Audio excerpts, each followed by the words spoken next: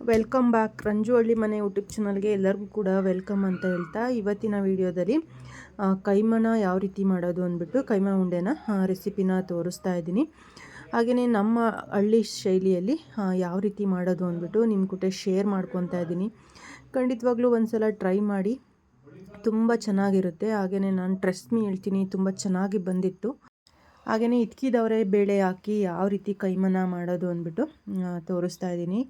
ಬಿಸಿ ಮುದ್ದೆ ಜೊತೆಗೆ ಕೈಮ ಸಾಂಬಾರು ಇದ್ದರೆ ಅದ್ರ ಮಜಾನೇ ಬೇರೆ ಅಂತಲೇ ಹೇಳ್ಬೋದು.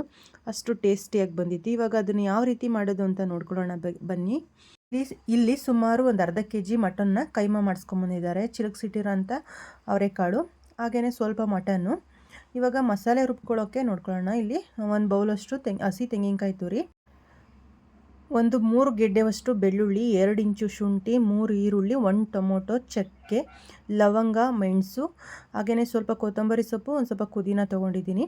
ಇದು ಕೈಮ ಕಲಿಸ್ಕೊಳ್ಳೋಕ್ಕೆ ಕೊತ್ತಂಬರಿ ಸೊಪ್ಪು, ಈರುಳ್ಳಿ, ಅಚ್ಕಾರ ಪುಡಿ, ಮೆಣಸಿನ ಪುಡಿ, ಉಪ್ಪು, ಒಂದು ಮೊಟ್ಟೆ, ಹುರ್ಗಡ್ಲೆ, ಎಣ್ಣೆ, ಅರಿಶಿನ ಪುಡಿ. ಇವಾಗ ಎಲ್ಲ ಐಟಮ್ಸು ನೋಡ್ಕೊಂಡ್ರಲ್ಲ ಕೈಮ ಮಾಡೋಕ್ಕೆ ಏನೇನು ಬೇಕು ಅಂದ್ಬಿಟ್ಟು. ಹಾಗೆಯೇ ಇವಾಗ ಕೈಮನ ಯಾವ ರೀತಿ ಮಾಡ್ಕೊಳ್ಳೋದು ಅಂತ ನೋಡ್ಕೊಳ್ಳೋಣ. ಇಲ್ಲಿ ಒಂದು ಮಿಕ್ಸಿ ಜಾರ್ನ ಇಟ್ಕೊಂಡಿದ್ದೀನಿ. ಫಸ್ಟು ನಾನಿಲ್ಲಿ ಒಂದು ಬೌಲಷ್ಟು ಹುರ್ಗಡ್ಲೆನ ಪುಡಿ ಮಾಡ್ಕೊತಾ ಇದ್ದೀನಿ. ಹುರ್ಗಡ್ಲೆನ ಪುಡಿ ಮಾಡಿ ಎತ್ತಿಟ್ಕೊತಾ ಇದ್ದೀನಿ. ಫುಲ್ಲು ನುಣ್ಣಗಾಗೋ ರೀತಿ ಹುರ್ಗಡ್ಲೆನ ಪುಡಿ ಮಾಡ್ಕೊಬೇಕಾಗುತ್ತೆ. ಹಾಗೆಯೇ ಸ್ವಲ್ಪ ಮಟನ್ನು ಬಲ್ತಿದೆ ಅಂದರೆ ಈ ರೀತಿಯಾಗಿ ಕುಕ್ಕರಲ್ಲಿ ಮಾಡ್ಕೊಬೇಕಾಗುತ್ತೆ. ಸ್ವಲ್ಪ ಎಳೆ ಮಟನು ಅಂದರೆ ನೀವು ಬಾಣಲಿಲೇ ಡೈರೆಕ್ಟಾಗಿ ಮಾಡ್ಕೊಬೋದು. ನಾನಿಲ್ಲಿ ಸ್ವಲ್ಪ ಬಲ್ತಿರೋ ಮಟನ್ ಆಗಿರೋದ್ರಿಂದ ಕುಕ್ಕರಲ್ಲಿ ಮಾಡ್ಕೊತಾ ಇದ್ದೀನಿ. ಹಾಗೆಯೇ ಕುಕ್ಕರ್ಗೆ ಒಂದು 3 ಟೇಬಲ್ ಸ್ಪೂನಷ್ಟು ಆಯಲ್ಲು, ಒಂದು ಅರ್ಧ ಈರುಳ್ಳಿ ಚಿಕ್ಕ ಚಿಕ್ಕದಾಗಿ ಕಟ್ ಮಾಡಿರೋದನ್ನ ಹಾಕ್ಕೊಂಡಿದ್ದೀನಿ. ಹಾಗೆಯೇ ಎತ್ತಿಟ್ಕೊಂಡಂಥ ಮಟನ್ನ ಕೂಡ ಹಾಕ್ಕೊತಾ ಇದ್ದೀನಿ. ಮಟನ್ ಹಾಕಿ ಒಂದು ಸಲ ಮಿಕ್ಸ್ ಮಾಡಿಕೊಂಡು ಇಟ್ಕಿದವರೆ ಬೇಳೆನೂ ಕೂಡ ಹಾಕ್ಕೊತಾ ಇದ್ದೀನಿ. ಇದೆರಡನ್ನೂ ಕೂಡ ಹಾಕ್ಕೊಂಡು ಅದ್ರ ಜೊತೆಗೇ ನಾನು ಸ್ವಲ್ಪ ಅರಿಶಿನ ಪುಡಿ ಹಾಕ್ಕೊತೀನಿ.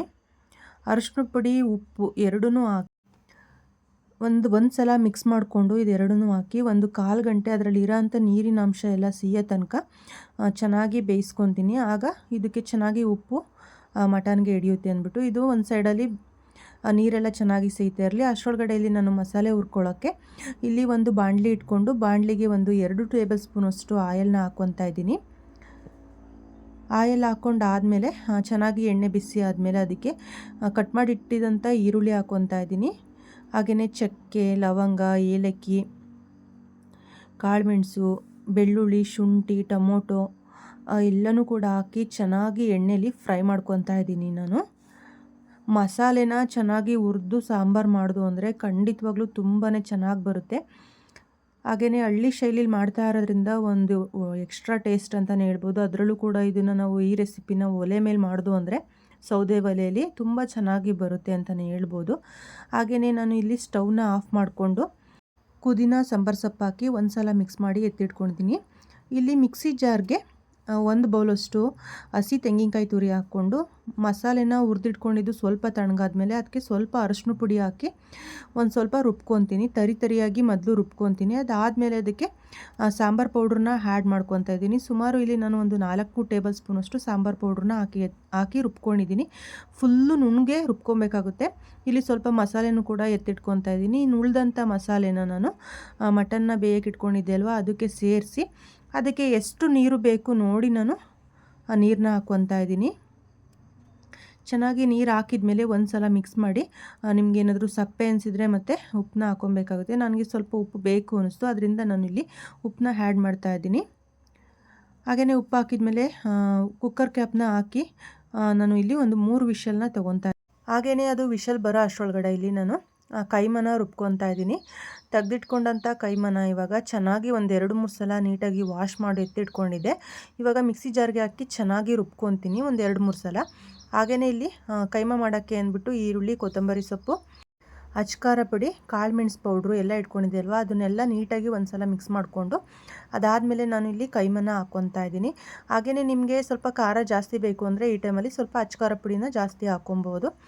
ರುಚಿಗೆ ತಕ್ಕಷ್ಟು ಈ ಕೈಮಗೆ ಎಷ್ಟು ಬೇಕಷ್ಟು ಉಪ್ಪು, ಹಾಗೆಯೇ ಮೊಟ್ಟೆ ಹಾಕಿ ಅದನ್ನೆಲ್ಲ ಹಾಕಿ ನೀಟಾಗಿ ಒಂದು ಸಲ ಮಿಕ್ಸ್ ಮಾಡ್ಕೊತೀನಿ. ಮಸಾಲೆ ಜೊತೆ ಕೈಮ ನೀಟಾಗಿ ಮಿಕ್ಸ್ ಆದಮೇಲೆ ಆವಾಗಲೇ ಪುಡಿ ಮಾಡಿ ಇಟ್ಕೊಂಡಂಥ ಕಡಲೆ ಪುಡಿನ ಇವಾಗ ಹಾಕ್ಕೊತಾ ಇದ್ದೀನಿ. ನಾನು ಸುಮಾರು ಇಲ್ಲಿ ಒಂದು 2 ಸ್ಪೂನಷ್ಟು ಕಡಲೆ ಪುಡಿ ಹಾಕಿ ಮಿಕ್ಸ್ ಮಾಡ್ಕೊತಾ ಇದ್ದೀನಿ. ನಿಮ್ಗೆ ಏನಾದರೂ ಕರೆಕ್ಟಾಗಿ ಉಂಡೆ ಬರ್ತಾ ಇದೆ ಅಂದರೆ ನಾವು ಇನ್ನು 2 ಸ್ಪೂನ್ಗೆ ನಿಲ್ಲಿಸ್ಬೋದು. ಇಲ್ಲ ಸ್ವಲ್ಪ ನನಗೆ ಉಂಡೆ ಮಾಡೋಕ್ಕೆ ಬರ್ತಾ ಇಲ್ಲ ಅಂದರೆ ಇನ್ನೊಂದು ಸ್ವಲ್ಪ ಕಡಲೆ ಹಿಟ್ಟನ್ನ ಹಾಕ್ಕೊಂಡು ಮಿಕ್ಸ್ ಮಾಡಿಕೊಂಡು ಮತ್ತು ಉಂಡೆ ಮಾಡ್ಕೊಬೇಕಾಗುತ್ತೆ. ನೋಡ್ತಾ ಇರ್ಬೋದು ನಾನು ಎಲ್ಲನೂ ಕೂಡ ಈ ರೀತಿ 1 ಬೈ 1 ಉಂಡೆ ಮಾಡಿ ಎತ್ತಿಟ್ಕೊತಾ ಇದ್ದೀನಿ.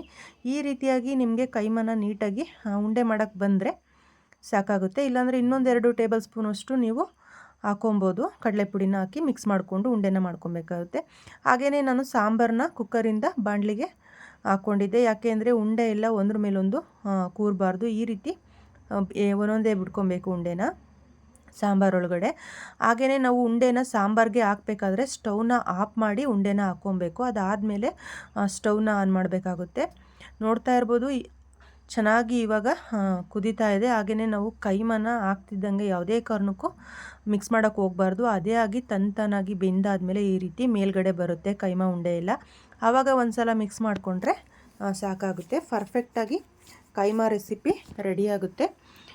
ಹಾಗೆಯೇ ನಿಮಗೆಲ್ಲ ಈ ಕೈಮಾ ರೆಸಿಪಿ ಇಷ್ಟ ಆಯಿತು ಅಂದ್ಕೊತೀನಿ. ಇಷ್ಟ ಆದರೆ ನನ್ನ ಚಾನಲ್ಗೆ ಸಬ್ಸ್ಕ್ರೈಬ್ ಮಾಡಿ, ಪಕ್ಕದಲ್ಲಿರೋ ಬೆಲ್ ಐಕನ್ನ ಕ್ಲಿಕ್ ಮಾಡಿ. ನಿಮಗೆ ಏನಿಸ್ತು ಅಂತ ಕಮೆಂಟ್ ಮಾಡಿ ಫ್ರೆಂಡ್ಸ್. ಬಾಯ್.